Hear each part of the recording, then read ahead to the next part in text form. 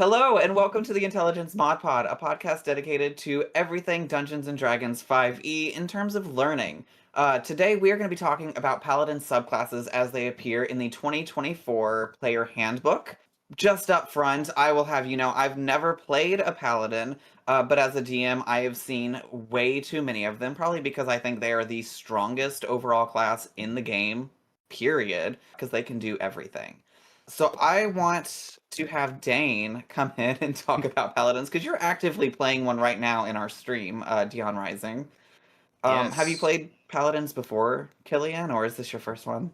I think Killian's probably the longest running one. Definitely the first one with the 2024 rules. I think I played a lot of in 2014 rules the classic like Hexblade Paladin. The one level dip in Warlock allowing you to use your charisma. So I did that for a lot of one shots and stuff like that, but never really had a full fleshed out character as the paladin class, and specifically just the paladin class. Although I have multi-classed at this point. I find it hard to not multi-class, so I don't blame you for that. I don't think I've ever played a character that's not Yeah. multi-classed. So before we jump into the subclasses, something I do want to talk about paladins is a misconception that a lot of people have that paladins have to be these like holy warriors, these warriors of the gods, which they don't. This is purely based on an oath that you take.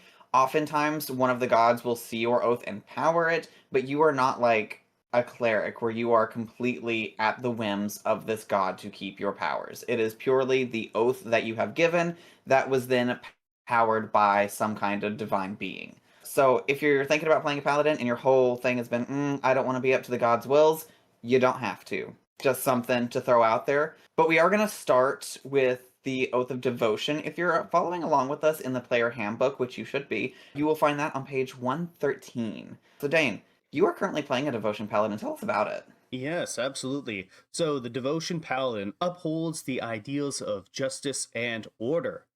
The oath of devotion binds paladins to the ideas of justice and order. These paladins meet the archetype of the knight in shining armor. They hold themselves to the highest standard of conduct, and some, for better or worse, hold the rest of the world to the same standard.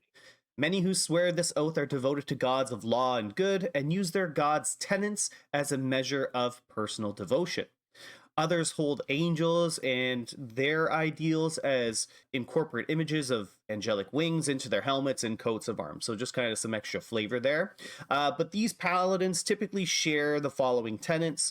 Let your word be your promise, protect the weak and never fear to act, and let your honorable deeds be an example. So yeah, Killian is a devotion paladin. If people have been watching our streams, you know that Killian will go out of his way to perform like acts of service for people. He is, first one to kind of throw himself into the fray to protect others. So he's doing the work of Oasis, who is the god of community. So that is how I play Killian. But just like Bobby said, you can flavor this however you so choose. It does not have to be bound to any kind of god or anything like that. But as long as you are abiding by the tenets that you set out for yourself, you too can be a devotion paladin. And I think it's important to remember that these tenets are not just flavor when it comes to your subclass. These are generally like law for your character. So acts of cowardice as a devotion paladin could cause you to lose your powers completely. So that's something to talk to your DM about before playing one. This is definitely a session zero conversation to see how strict they are on following tenets and if there's a little bit of wiggle room for customizing the tenets to your character. So, first thing we are going to be snagging when we take this oath is going to be our devotion spells. Now, these are spells that you get at certain levels that will always be prepared for you. At level 3, we are grabbing Protection from Evil and Good, as well as Shield of Faith. I think both of these are excellent, especially used on yourself if you are tanking, or if you see one of your party members is in danger. This is a great way to give them either a boost of AC, or if they're fighting a Fey Fiend or Celestial, keep them from taking damage as it will impose disadvantage on those creatures against them. At level 5, we're grabbing Aid and Zone of Truth. Aid Need I say more? It's amazing. It's going to give most likely all of your party members extra health, and Zone of Truth is just a great way to ensure that you're not being lied to. Level 9, we're going to grab Beacon of Hope and Dispel Magic.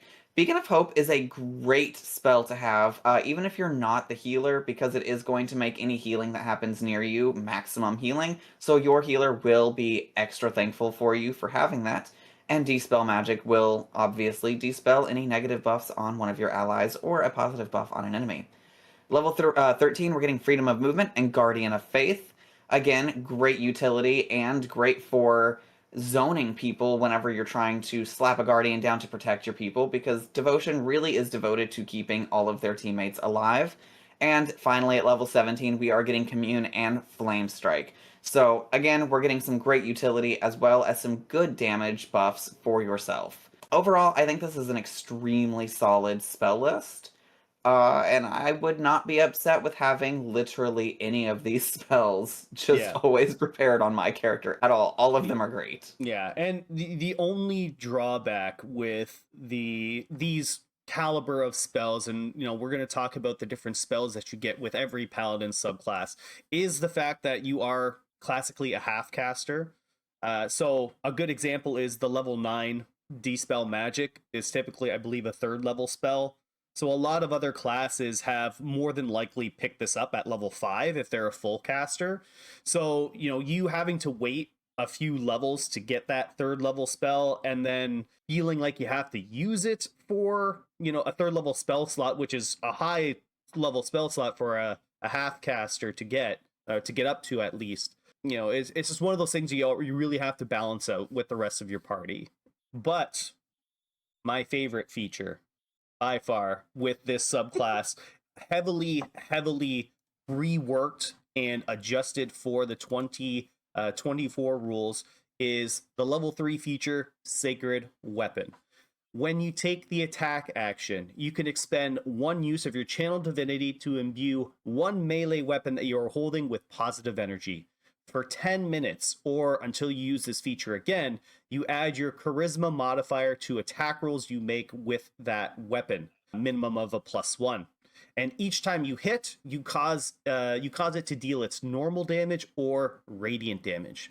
The weapon also emits bright light in a 20-foot radius and dim light 20 feet beyond that, and you can end this effect early with no action required, and it also ends if you are not carrying the weapon. So this feature is such a drastic improvement to its 2014 counterpart. It literally springboarded my choice of paladin like to the forefront with this one. Being able to have a class that is sometimes a little bit spread thin with its stat distribution.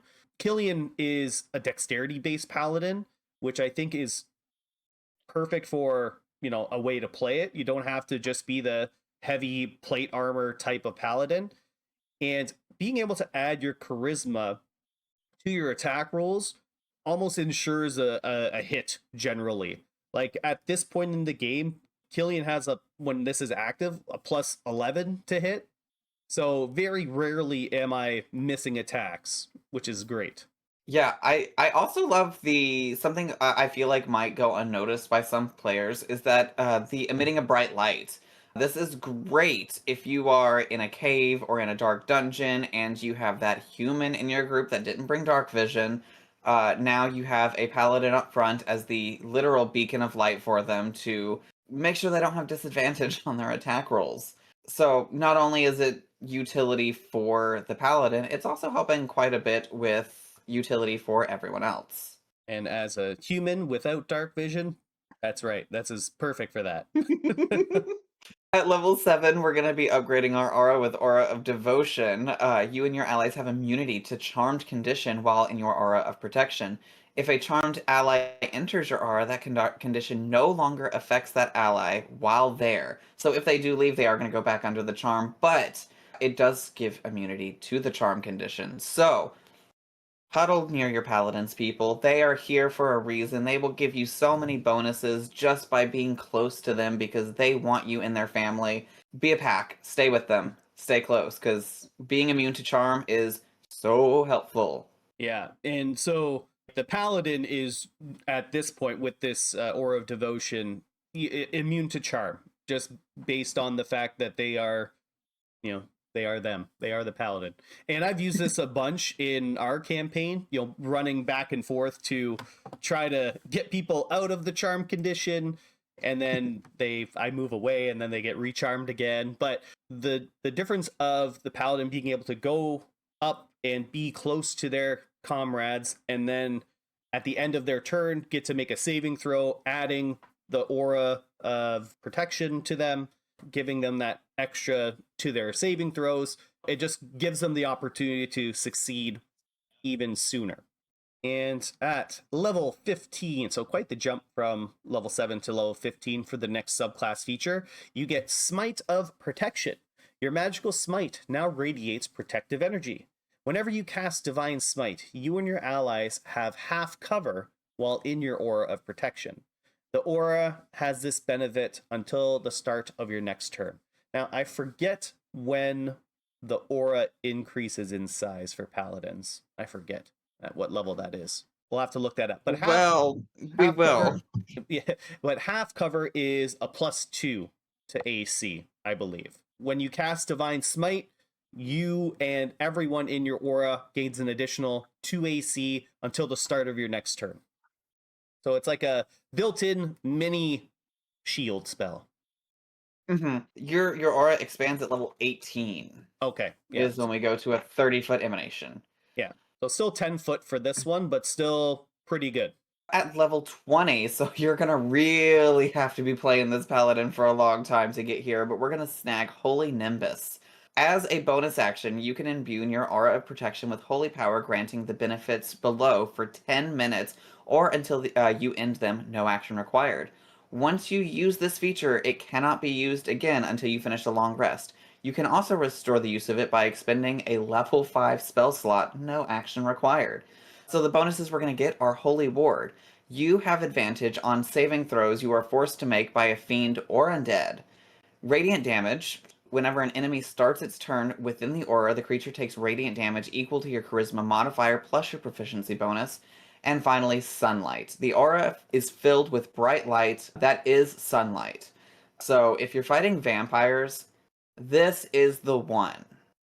100%. Curse of Strahd. Well, Curse of Strahd doesn't go to level 20, but another vampire story. This is where you want to be. I love this, and it's a bonus action. Yeah. If you are a party that is dealing with some high level demons, these are probably at level 20. You're probably going up against the biggest, baddest of demons, and we're talking probably like the devil lords and demon lords, all that kind of stuff.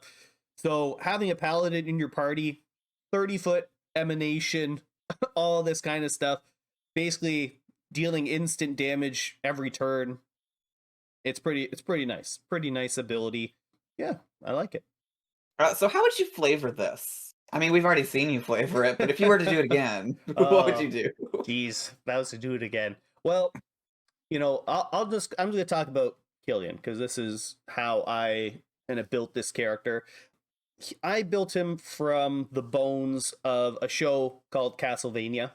It's on Netflix. You can watch Castlevania, where they're essentially the Belmont family is family of monster hunters that use various gadgets and holy relics, stuff like that, to kill the evil vampires. And they're mostly vampires that they go after, but there's lots of monsters and demons and stuff. So I built Killian on the back of that with the monster hunting premise to it, but I also added in that community aspect to him.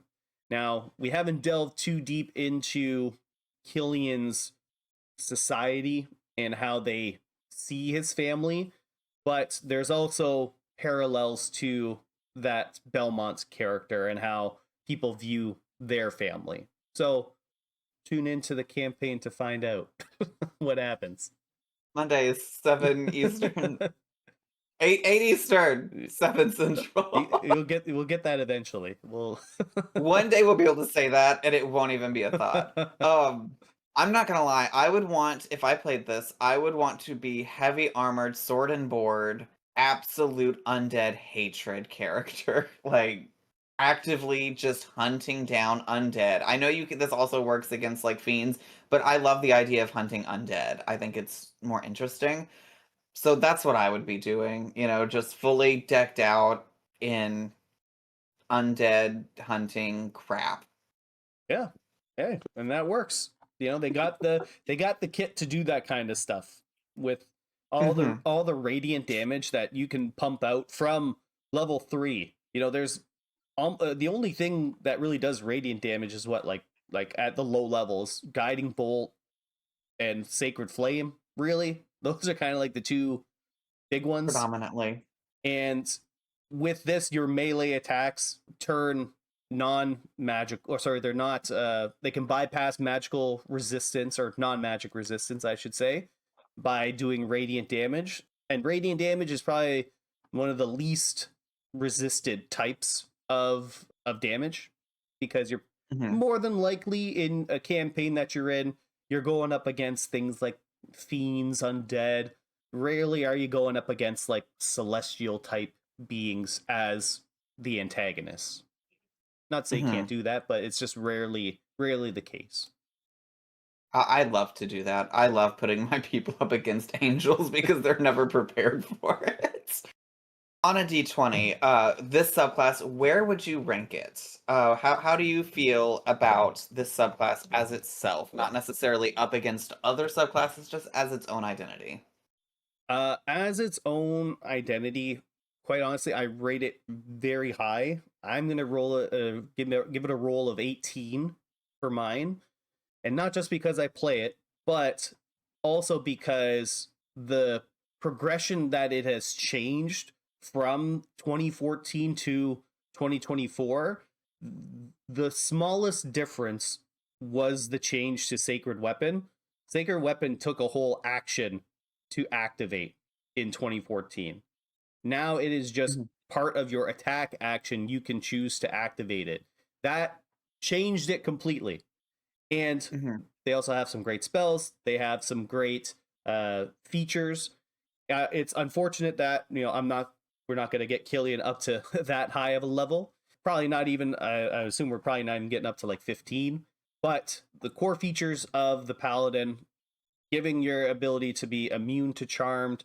I think you become immune to frightened condition too at level 10. That's just part of the Mhm. Paladin. So granting 2 immunities to That are very statuses, common. yeah, extremely common, is absolutely great. A great support class, a great frontlining class. It's almost like the entire package. I also gave it an 18 Ooh. because there's nothing about it that I dislike. I think everything is extremely strong. I think everything, like, there's not a miss. The only reason I didn't bump it up a bit higher is that, I want more utility, I think. So for me personally, I'm not a huge fan of Sacred Weapon because I'm not a damage dealing character. I never really play damage dealers. Yeah. But overall, I think it's great. I think for the damage dealers, I want my DPS to have that ability because it's good, it's efficient, and overall, I think the class itself is just really, really good. I think the main reason I didn't give it like a nat 20 is that its level 20 feature is only really useful against fiends and undeads. Yeah. So it is limited, but just so slightly. It is. I don't even want to use the word limited because I don't feel like it's the proper term that I should be using Mm-hmm. because it's already so versatile in pretty much anything that it wants to do. Yeah. Like, is it going to be as helpful against a Tarask? No, probably not. And those are like the kinds of creatures you'll fight against, or like a Beholder or a Mind Flare, and those aren't Mm-hmm. fiends or undead. So it does kind of fall into a niche class to fight against, like to fight against certain enemy types. Mm-hmm. But it's great all around. Like, honestly, even up until you could be level 19, things are going great. You're good against basically Mm-hmm. everything you come across. Yay for Paladin. Just sucks they're a half Yay caster. for Paladin! I'm going to say that after every single subclass we talk about. To be fair, can you imagine all of these features on a full caster plus martial weapons and armor? Wouldn't that They're be great? already the S tier class in the game. Come on. Next up, we're going to talk about the Oath of Glory. Strive for the heights of heroism. Paladins who take the Oath of Glory believe that they and their companions are destined to achieve glory through the deeds of heroism. They train diligently and encourage their companions so that they are ready when destiny calls. The tenets for the Oath of Glory generally include endeavor to be known by your deeds, face hardships with courage, and inspire others to strive for glory. I absolutely adore the Oath of Glory. I feel like a lot of people really put it in this box as just like not the best because, you know, a lot of people when they play Paladin, they want to be this big knight, and that's not really how I view the Oath of Glory. I see this as very fairy tale knight. You know what I mean? Like the Yeah. very I don't know, over the top believes that everything good and righteous will win. And so I love that. I think it's fun. And I think that these tenets are significantly easier to follow than a lot of the other ones. Yeah. So if you have a really harsh DM, this will probably be the easiest one to keep, honestly. At level 3, when we get this subclass, we get our Oath of Glory spells. You get the following spells at level 3: Guiding Bolt and Heroism. 2 great spells. Guiding Bolt is a fantastic ranged option for paladins who usually do not have many options for ranged combat. At level 5, Enhance Ability and Magic Weapon. Level 9, we get Haste and Protection from Energy. Level 13, Compulsion and Freedom of Movement. And then at level 17, Legend, Lore, and Yolande's Regal Presence. Now, I'm not too familiar with the Yolande's Regal Presence, but it sounds very cool. I am also not familiar with that spell, which is surprising because I know a lot about a lot. Overall, this so good. Some of the spells aren't extremely useful for the paladin. One being Magic Weapon at level 5. If you get magical weapons in your game, like it's not adding too much benefit if you already have like a +1 type weapon, unless it does other stuff. The haste ability is great. Haste is great. You're just using your concentration on yourself, so there's that risk associated with it. The other ones are good flavor ones, like Legend Lore. I don't think a paladin will ever use because someone else will have it, very likely at sooner levels. You could. I mean, at the end of the day, I think it's very dependent on your group. What I like about this is there is not a single spell on this list that doesn't benefit other people. This is very much a more support-oriented spell list, and I feel like heroism as a spell is always overlooked quite often, but it is one of the few spells that just straight up reduces damage for you, because you're going to get your spellcasting modifier worth of temporary hit points every single turn. And at level 3, I don't think you have immunity to fear yet, and this will give you that. Yeah, at least for that character.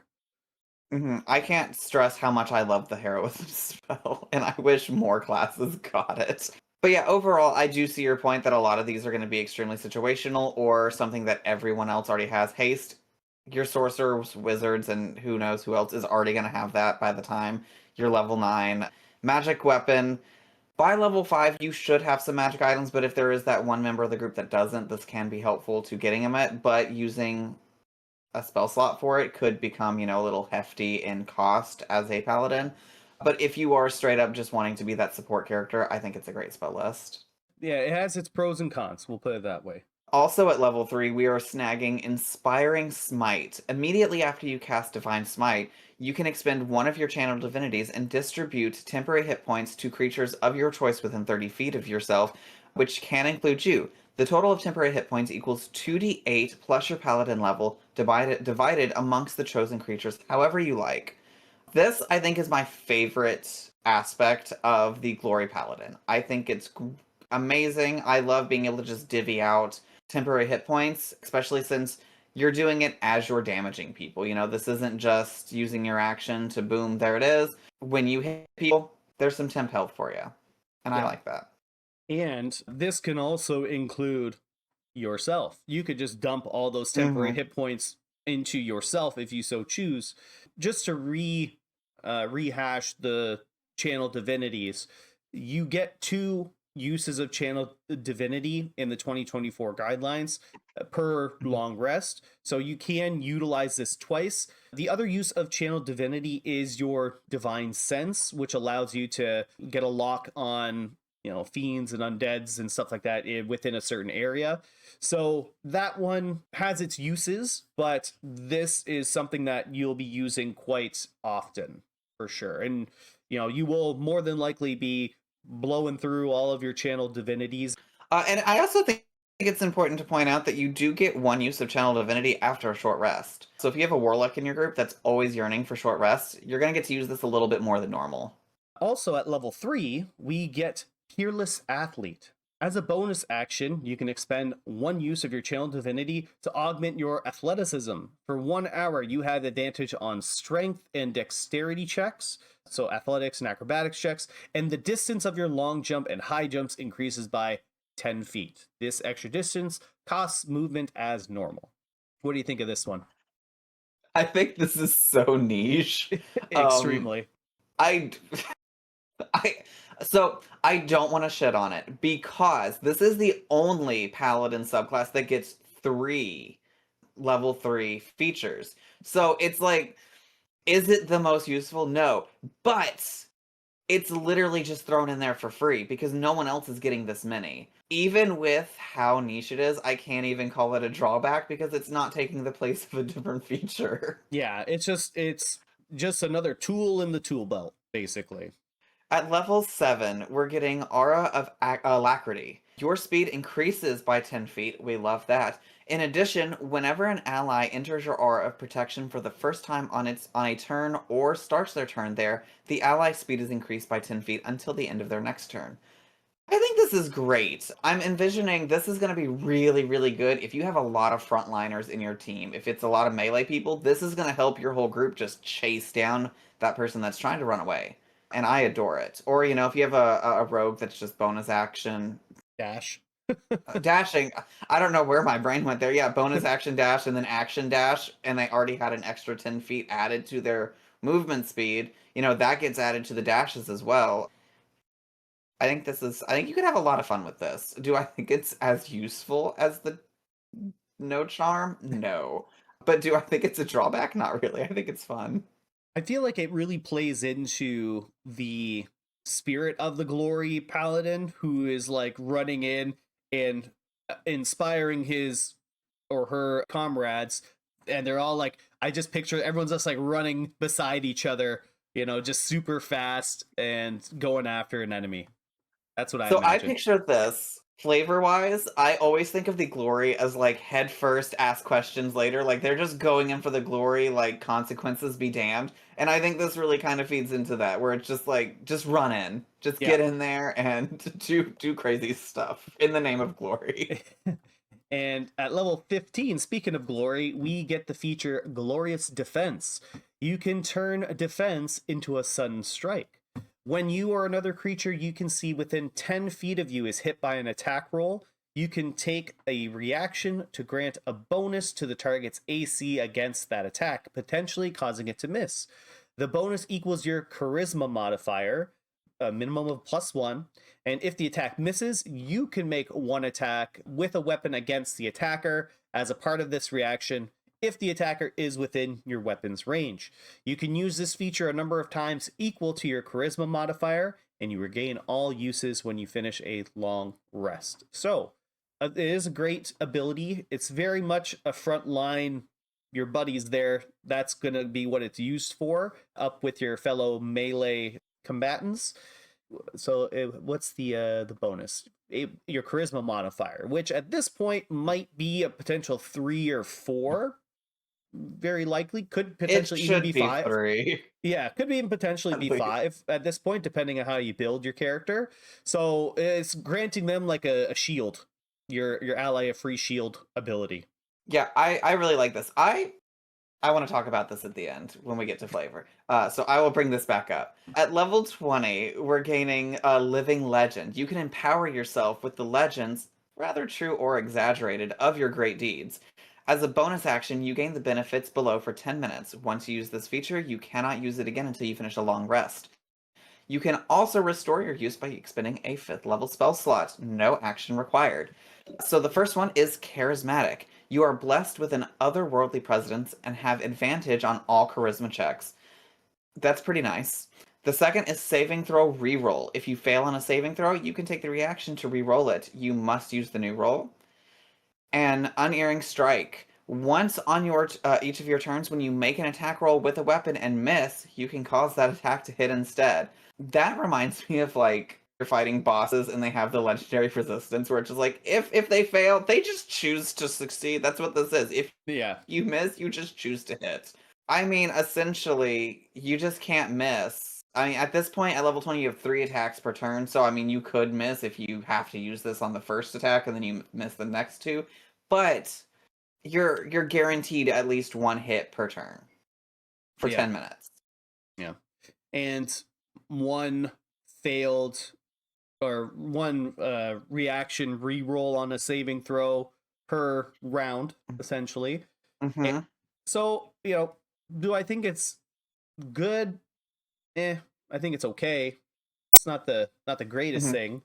A lot of feats can replace this, I feel. There's a lot of ways to get Mhm. advantage on charisma checks, especially at level like 20. Mhm. Jeez, you could heck Yeah. just cast friends and you get and you get advantage. Yeah, but then people hate you because they know that they've cast it.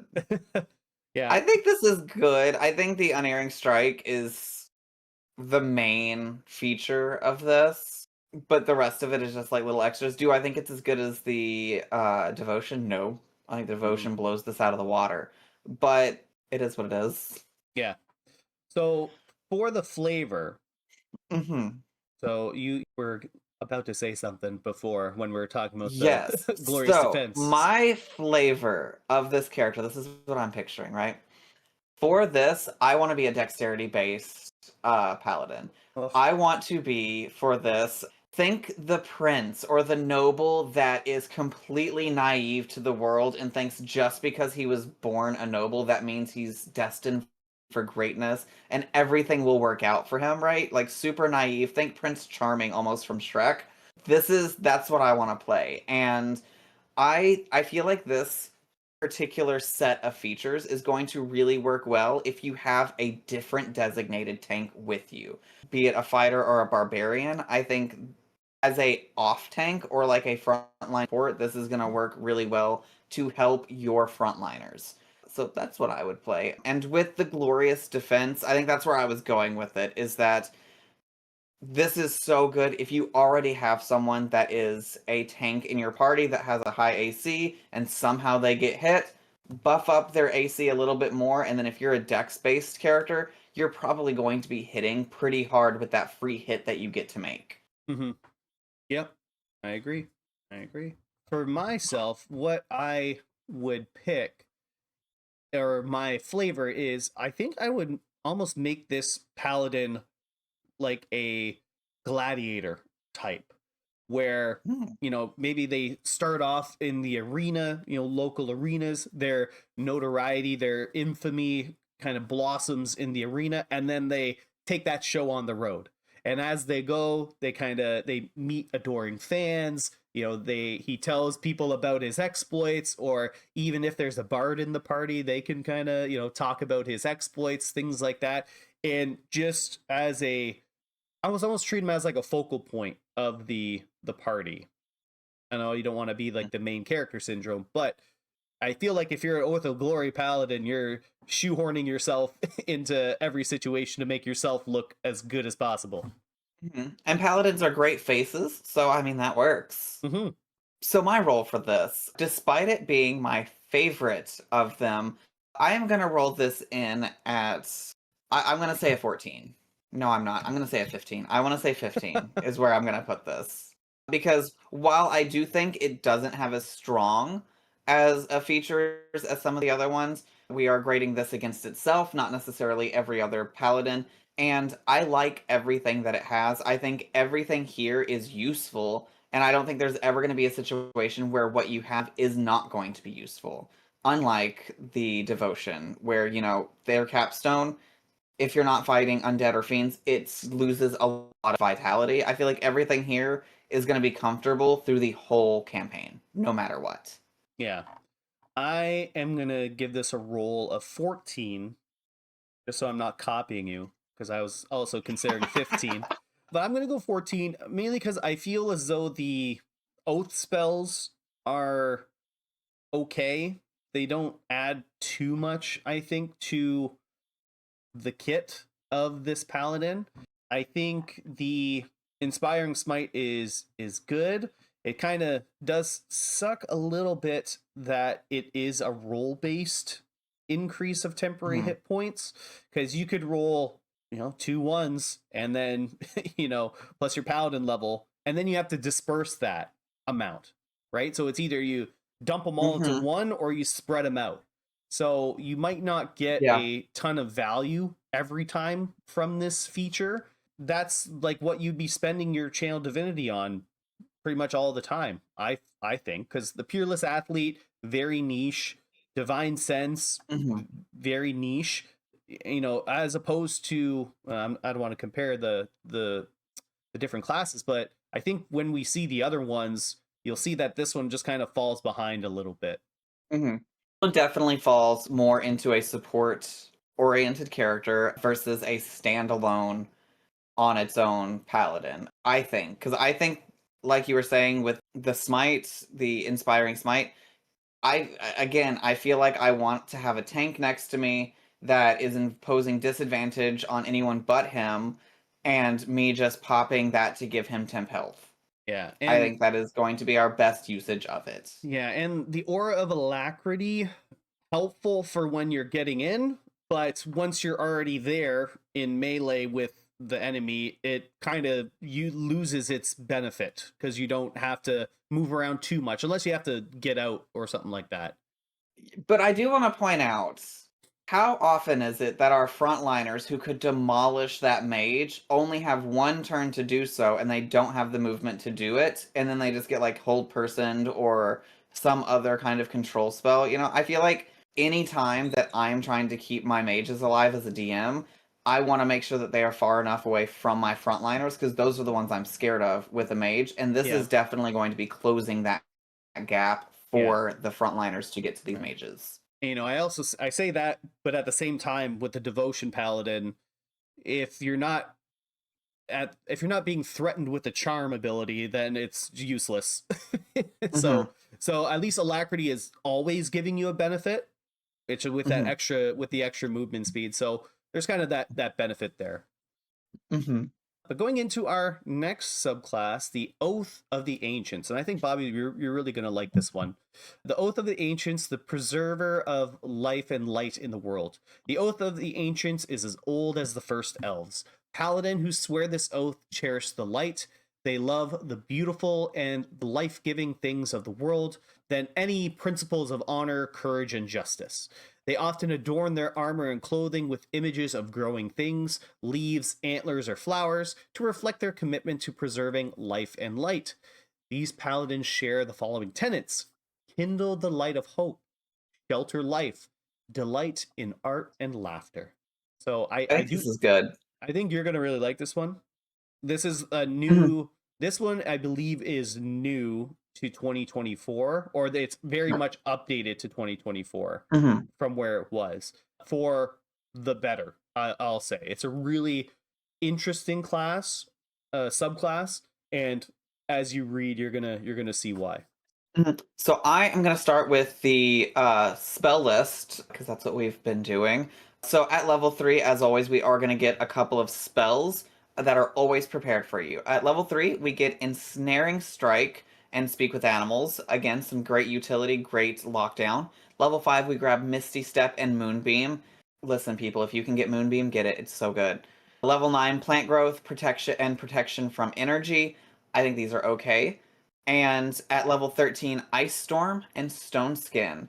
Again, these are going to help you with some tanking and some AoE damage. And at level 17, we are getting Commune with Nature and Tree Stride.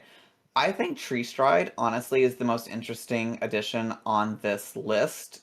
Because the idea of your Paladin being your main mode of teleportation over mass distances, that's not something that I feel like any other Paladin is doing. Yeah, you don't get that with anybody else. At level 3, we gain the feature Nature's Wrath. As a magic action, you can expend one use of your channel divinity to conjure spectral vines around nearby creatures. Each creature of your choice that you can see within 15 feet of yourself must succeed on a strength saving throw or have the restrained condition for 1 minute. A restrained creature repeats the save at the end of each of its turn, ending the effect on a success. A potential hold person, in a way, that is strength based. I mean, you get the restrained Well, it just condition. restrains. It doesn't stun. I'm gonna be real with you. I think this is just okay. Yeah. It's strength based, so you're not going to be using it against larger creatures all too often, unless they have disadvantage on the saving throw for some reason. But a lot of monsters typically have high strength in terms of just the general, monstrosities that are out there that you'll come across. But even like humanoid fighters and things like that you might come across are also going to have pretty decent strength scores. So it can have its place, but yeah, I kind of think it's it's an okay use. It is a enhanced version of the spell Entangle because you don't have to worry about friendly fire. But honestly, I feel like that's it. And but it also only has a 15-foot. Yeah, so you gotta be pretty close. I think this one's just okay. I wouldn't get this for that. Moving it to level 7, though, we do get Aura of Warding. Ancient magic lies so heavily upon you that it forms an eldritch ward, blunting energy from beyond the material plane. You and your allies have resistance to necrotic, psychic, and radiant damage while in your aura of protection. I think this is one of the best aura upgrades that I have seen because almost is giving psychic resistance. I mean, you slap this next to a, what is it now, Wildheart Barbarian? Yeah. And they are quite literally resistant to everything but force. Yeah. I believe. So it's a nice benefit that's always active. Very helpful coming up against undead type creatures, if you're dealing with mind flayer type creatures, or angels, if you find angels or something like that. So just a nice ward that's always there. Of course, if you're not coming up against those kinds of things, well, then it doesn't have much use, but it is always active. Level 15, Undying Sentinel. When you are reduced to 0 hit points and not killed outright, you can drop to 1 hit point instead, and you regain a number of hit points equal to 3 times your Paladin level. Once you use this feature, you can't do so unless you finish a long rest. Additionally, you can't be aged magically, and you cease visibly aging. So you keep that fine alabaster skin that you have. Perfect. Okay, hear me out. An orc ancient paladin, because then you go down, you get this feature, and then you go down again, and then you're still at 1 because you use the orc feature. Yeah. You just won't die.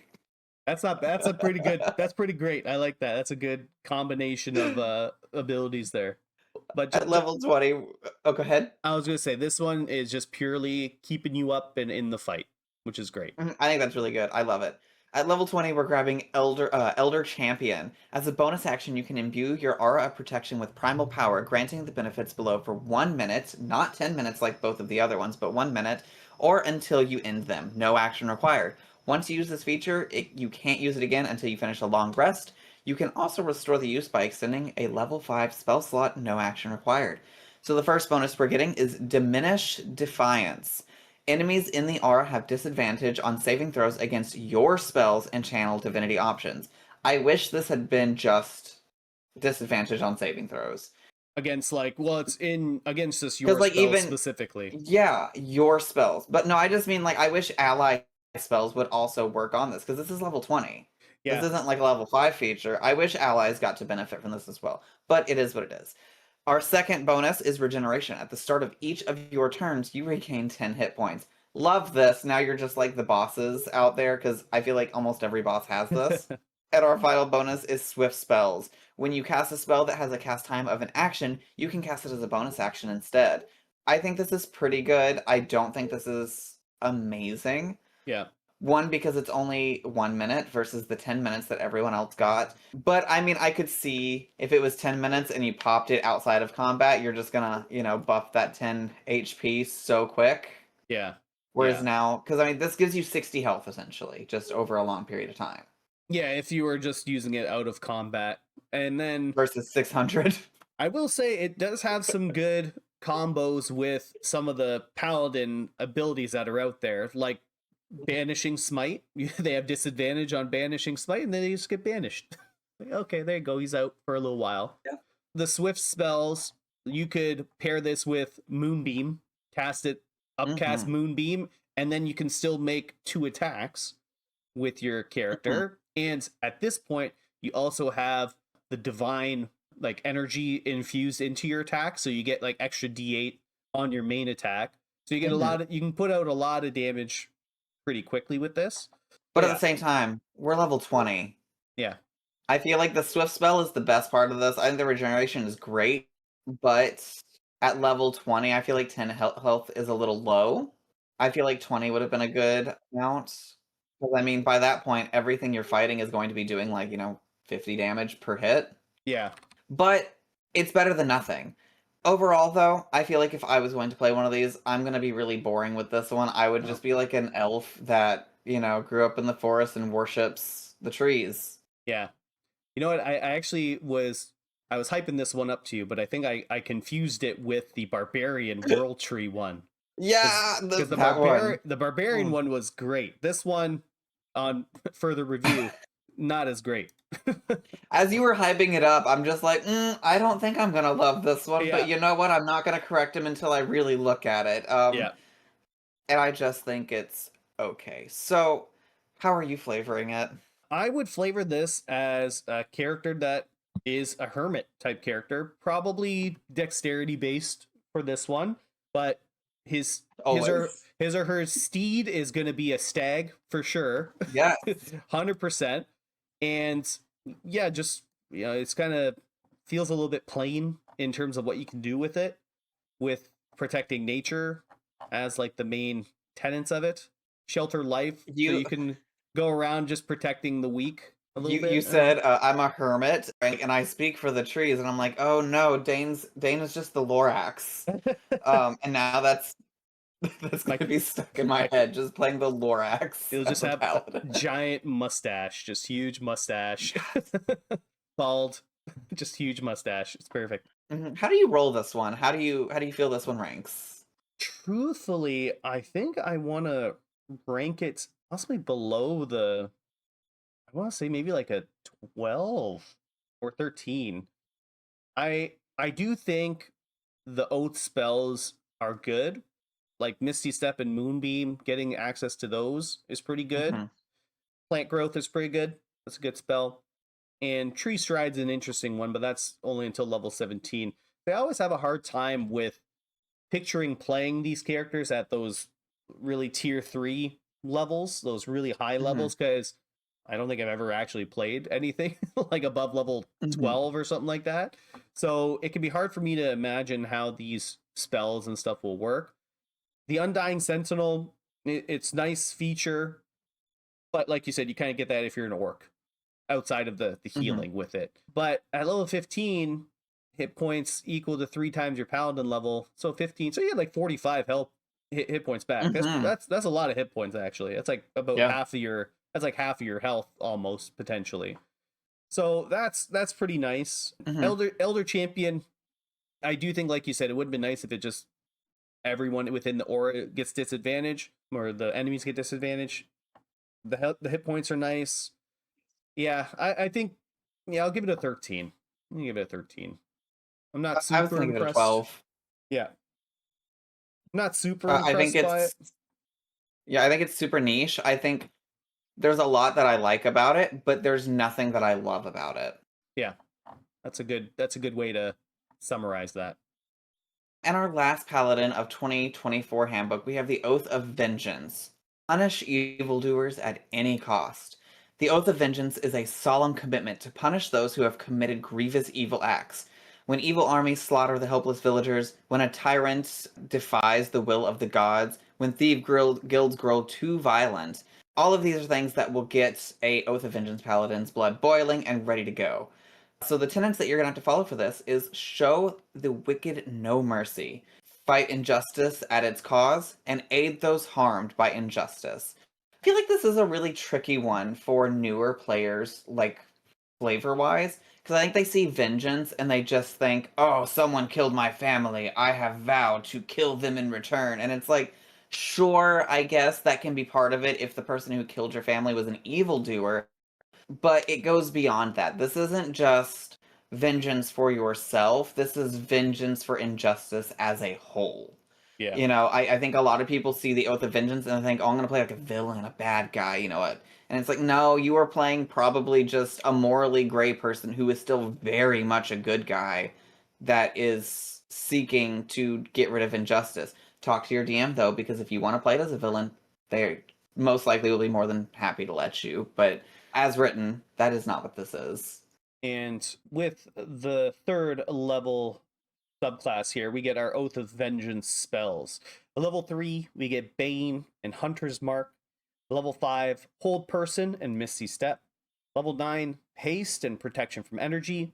Level 13, Banishment and Dimension Door. And level 17, Hold Monster and Scrying. Now, compared to all the other lists, I think this one's probably the best for Okay. what this what this paladin is really meant to do. Like, this is a paladin that is fairly damage focused, Mm-hmm. and we'll see that with its channel divinity option. But things like Bane and Hunter's Mark, Hold Person, Misty Step, Haste, Banishment, Dimension Door, there's the teleportation, Hold Monster, Scrying, all great spells. Yeah, I thought you were about to say you didn't like the spell list, and I was like, No. Protection from Energy is literally the only spell on this list that isn't, like, amazing for this class. Yeah. No, I adore this spell list. I think if you're playing a DPS Paladin, this is the one you want. Because, I mean, realistically, Hold Person, every time you hit them, it's going to be a crit the moment you smack this on them. You know, if you're still level 3 Hunter's Mark, you're just going to get a little extra damage on top of the damage you're already doing. Overall, I mean, Hold Monster, who gets Hold Monster? You know, Yeah. nobody just gets Hold Monster, and it's so nice. So I adore this. And on top of all of that, at level 3, we're getting Vow of Enmity. When you take the attack action, you can expend one use of your channel divinity to utter a vow of enmity against a creature you can see within 30 feet of yourself. Advantage on attack rolls against the creature for 1 minute or until you use this feature again. If the creature drops to 0 HP before the vow ends, you can transfer the vow to a different creature within 30 feet of yourself. No action required. Yes. So good. Yeah. This is how you let your DM know that one enemy, you are going to hunt them down now. You have your blinders on, you are going for that person, and you are going to kill them. Yeah. And, with the balance of, and I'm doing a direct comparison because this is the other class the subclass I was really, like, going back and forth with in my head for Killian was the Oath of Vengeance. Because I think when they do the math for advantage, it's almost like a plus like 4 or 5 to the roll. Like, that's kind of how the math works out for it. So you have advantage on that. And with the Sacred Weapon, you just get that flat damage increase. Now, the other nice difference between this and Sacred Weapon, which has kind of helped me lean more towards a Sacred Weapon, was the fact that it changes it to radiant damage. The Vow of Enmity is just regular damage with your weapon, but advantage is nice because if you get that crit, which advantage makes it more likely to happen, then you get your Divine Smite, critical hit, big damage. It really is a toss-up which one I wanted to go with, but this is a fantastic channel divinity. And I mean, I would also like to point out, though, with your Vow of Enmity, if you are really focusing on damage, so you have like a really high strength or dex, depending on what you're going for, this is going to help you crit fish a little bit more because you are always going to be rolling twice versus just the once. So even if they do even out, I do think this is better for crit fishing, which, you know, who doesn't love a good crit fish and then smiting on top of it? 3 levels of Paladin, 3 levels, champion fighter. Okay. knock that Ooh, knock that ooh. down to by 1. Oh no! Oh no! Get 2 fighting styles, or I don't know if you get 2, but I'm so into this idea. Is there okay, so what I want to do is do a full series where we just do absolutely bombastically niche builds, and I want to do one where each of us come up with the strongest level 20 character to get crits and see oh how low we can get the crit threshold because I know you can stack those. And yeah, I feel like I've seen people that have gotten it down to like 17 is the crit threshold, and it's ridiculous. with just like features, right? Not magic Yeah, items just or anything like that. features. Yeah, that'd be fun. I'd do that. At level 7, we get Relentless Avenger. Your supernatural focus helps you close off foes' retreats. When you hit a creature with an opportunity attack, you can reduce the creature's speed to 0 until the end of the current turn. You can you can then move up to half your speed as part of the same reaction. The movement does not provoke attack of opportunity. This gives you Sentinel, pretty much. Yep. Yeah, this is so good because what are you if you're a paladin without Sentinel? Let's be real. Keep those people locked down so they can't run away from you while you just beat the shit out of them. Yeah. Yeah, really, I mean, the only big difference between this and Sentinel is they will always, even if they, like, with Sentinel, they have to or even if they use disengage, you can still make an opportunity attack. The other nice thing is that you can hit and then move with this feature. So you can lock them down and then get out of the way as your warlock or mage or whatever sorcerer launches a fireball at them. Then you're out of the way. So a handy feature to have. At level 15, we get Soul of Vengeance. Immediately after a creature under the effect of your Vow of Enmity hits or misses with an attack roll, you can take a reaction to make a melee attack against that creature if it's within range. So just more damage, right? More damage. Be careful with your usage of your reaction. That's kind of all I'll say about that. In case you're multi-classing or anything like that, taking up your reaction for the round to do extra damage is nice. And you would get advantage on that attack as well with your Vow of Enmity. I would like to point out though that you don't get to use this and Relentless Avenger at the same time. It does not lock them down because it specifically says when with an opportunity attack, and this does not state that it counts as an opportunity attack. Yeah, it's just with your reaction when that creature either hits you or misses you. At level 20, we're getting Avenging Angel. As a bonus action, you gain the following benefits below for 10 minutes or until you end them, no action required. Once you use this feature, you can't use it again until you finish a long rest. You can restore the use of it by expending a 5th level spell slot, no action required. The first of these benefits is going to be Flight. You spout spectral wings on your back and have a flight speed of 60 feet and can hover. The second is Frightful Aura. Whenever an enemy starts its turn in your aura of protection, that creature must succeed on a wisdom saving throw or have the frightened condition for 1 minute, or until it takes any damage. Attack rolls against the frightened creature have advantage. I'm gonna be honest, I don't love this. Yeah, I mean, Flight at level 20 is... I think that's amazing, but... It's great, but you can get it so many other places. Like, even at this point, your wizard's sorcerer can upcast, fly, and give it to everybody. And then everybody's flying. Or you have a steed. You're flying steed at this point, too. So my overall issue, while everything here is great, my issue with the Vengeance Paladin is there's so much overlap. Because you have your 7 and 15, which are both reactions, but they cannot work together. But then you also have, the whole point of it is to give advantage. But if you're using your Vow of Enmity, you already have that. So you really don't need it. I mean, yeah, it gives you, on more people. but odds are you're just going to focus one person till he's dead, and then if you're still within that minute, you can just to someone else. Yeah, and at this high a level, level 20, how many creatures are not immune to frightened? So few. You're right. Like I would imagine like pretty much everything would be have an immunity for the most part to being frightened.